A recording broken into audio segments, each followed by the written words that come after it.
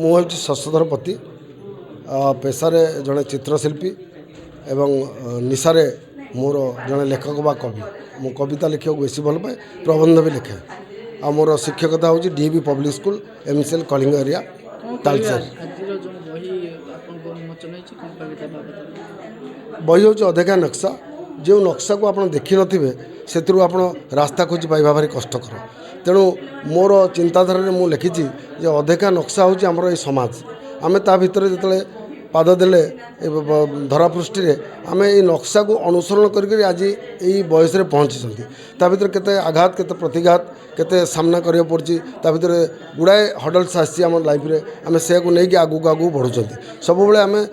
गोटे सुस्थ वातावरण संधान अच्छा जोटी आम शांति आउ मैत्रीर संधान को आम खोजुं अधेका नक्शा भितर से गुड़िक लिखा अच्छे। बर्तमान अनेक गुड़े पुस्तक अनेक कविता युवपीढ़ी को कौन कविता बेसी आकृष्ट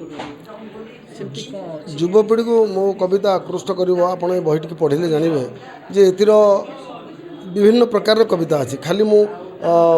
जे आपणकर गोटे भल पाइबा उपर कविता लेखा ना मु बेसी प्राधान्य दिए आम समाज केमी बदल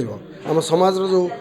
नग्न मानसिकता अच्छी से मानसिकता को केमी आम आगू नवा एवं समाज में केमी परिवर्तन आसो जमीक गोटे उदाहरण दूसरी पारिवारिक